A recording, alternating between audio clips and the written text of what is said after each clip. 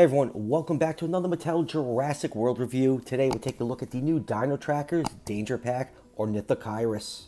This is the newest species making its debut in the Jurassic World line.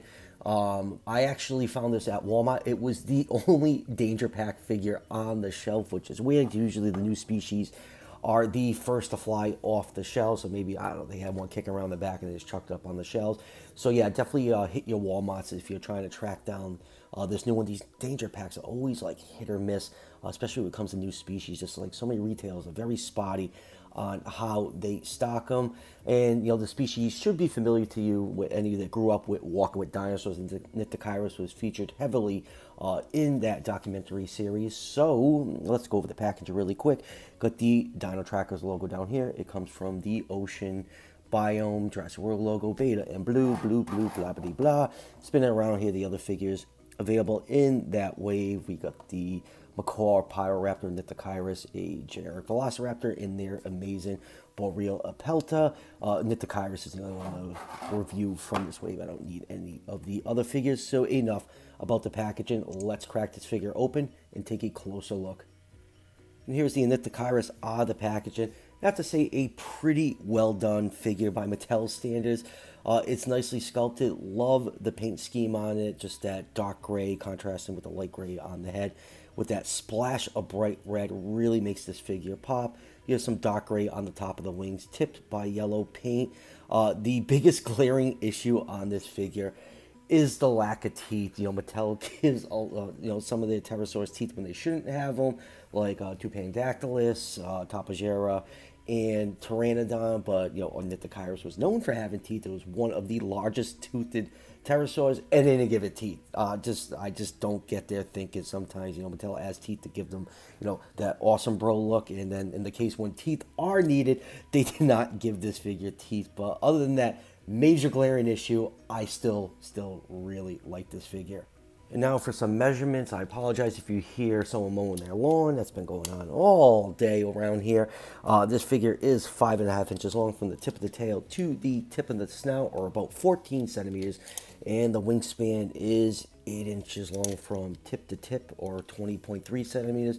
So Ornithocheirus' wingspan in real life is between 15 and 20 feet long, or 4.5 to 6.1 meters, which is a lot smaller than how it was depicted in Walking with Dinosaurs. I think it had like around like a 40-foot wingspan in that series, but, you know, later estimates have it much lower. So I'll put this figure in the 122 to the 130 scale range. And now let's zoom and take a look at some of the finer details on this figure. Started with this really nicely sculpted head. You know, it looks just like what a Ornithocheirus should look like, sans teeth. You have this nice crest at the end of the nose, all decked out in bright red paint. Absolutely love that. And then you have this really dark gray that's almost black for the front of the beak and the lower jaw. You have some red around the eye, and you have some yellow paint with a black pupil for the eye. You have some pycnofiber feathering on the top of the head and along the top of the body. Here's a view of the underneath, and here is a view of the top of the head, opening up that toothless mouth. You get a very, very wide gape in there.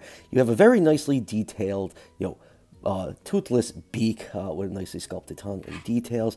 Top of the mouth is just the gray, light gray plastic. Going down to the wings, nicely sculpted wings. You have some nice mustard yellow for the tips of the wings, and dark gray for the membrane. Then it transitions to that light gray right here. Some more of that feathering. Right here is the flap for the scan code, for those of you who want to scan it into the fax app. You have some nice clawed fingers on the wings, and on the underside the wings are just the base light gray plastic with a little bit of that flecking thing that Mattel uses for a lot of their figure. Actually looks really, really nice on this figure. And then going down to the body of this nice tail and hind legs with some nice claws done on them. And for articulation, I already did the mouth, but let's do it again. Can open up that far, close completely flush.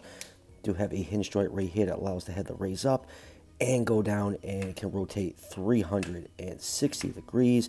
For the wings, wings can move up, they can move down, and they can also rotate a little bit. They're really, really tight, especially this one right here. The other side is much better.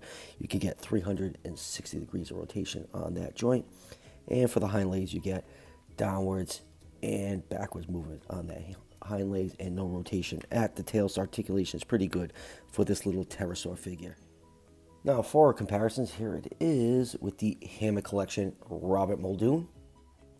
And next up, here it is with the Stegosaur Gigant Spinosaurus. And here it is with its wave mate, the amazing looking Borrella Pelta. Absolutely love this figure. Mattel did an absolute stellar job on that. Let's do a few Mattel pterosaurs. Here it is with Pteranodon that has teeth. Boo. And here it is with Dimorphodon. And what else do I got kicking around the display table? I have a bunch of figures off to the side that I really need to get to. I have stuff all over the place. Here it is with the Hammock Collection Geosternbergia. And a couple more pterosaurs. Here it is with the Danger Pack Tubandacrylus. Yes, and I will be reviewing this one. I moved recently, and this figure and another one got lost in the shuffle, and I finally found them, so I'll be catching up reviews on those very shortly. And let's end this with, with one of the big pterosaurs. Here it is with the Quetzalcoatlus. It's just not fun sometimes to do comparisons with these pterosaur figures because they're really awkward to mess around with on camera. So final thoughts on Ornithocheirus. It's a really good figure. I'm always very happy when Mattel does new species that have never been made before in the Jurassic line. But the obvious glaring issue is the lack of teeth on this figure, and it's pretty much inexcusable. Mattel gives a lot of stuff teeth that it shouldn't have, but when it comes time to actually give something teeth, they don't do it. But other than that major glaring issue, I still like this figure. I just have a fondness for Ornithocheirus, ever since watching Walking with Dinosaurs. And we all know the toy figure is almost impossible to find, so it's nice to have an Ornithocheirus in the collection now. So that will do it for the review. Like I said earlier, I ended up finding mine at Walmart. Walmart's probably a best bet to track down this figure. So good luck to that. And I got a bunch of other stuff I have to catch up reviews on. I got that new Jurassic Park Transformers crossover I got to work on. I got more Holland Good figures coming in, P&S. So just a lot of stuff coming in, and I'm just trying to play catch up right now. So stay tuned for all that. And as always, if you're enjoying the content on the channel, show your support by hitting that subscription button just below the video. Each subscription helps out the channel tremendously and is greatly appreciated. I'll see you guys for the next one.